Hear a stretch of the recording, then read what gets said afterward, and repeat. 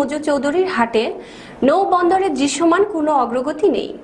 এই নৌবন্দর বাস্তবায়িত হলে 21 জেলার মানুষের মধ্যে যোগাযোগের নতুন সেতুবন্দর তৈরি হবে। দ্রুত প্রকল্পের নির্মাণ কাজ শুরু করার দাবি স্থানীয়দের। তবে জেলা প্রশাসক বলেছেন, প্রকল্পটি গেজেট আকারে প্রকাশিত হয়েছে।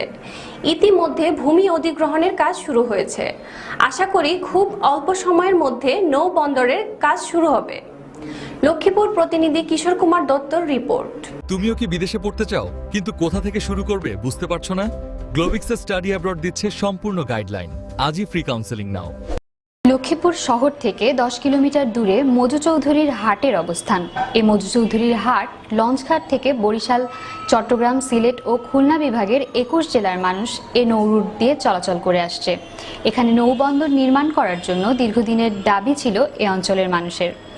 এ দাবির প্রেক্ষিতে 2017 সালের 14 মার্চ প্রধানমন্ত্রী শেখ হাসিনা লক্ষ্মীপুরে এসে নৌবন্দর নির্মাণ প্রকল্প সহ বেশ কিছু কাজের উদ্বোধন ও ভিত্তিপ্রস্তর স্থাপন করেন। এর আগে একই বছরের 12 জানুয়ারি নৌপরিবহন মন্ত্রণালয়ের টিএ শাখা রাষ্ট্রপতির আদেশক্রমে একটি প্রজ্ঞাপন জারি করে। কিন্তু ঘোষণার 1.5 বছর অতিবাহিত হলেও এখনও বন্দর নির্মাণের কোনো অগ্রগতি নেই।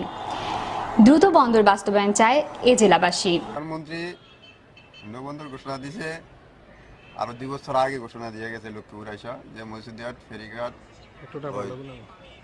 নৌবন্দর হবে।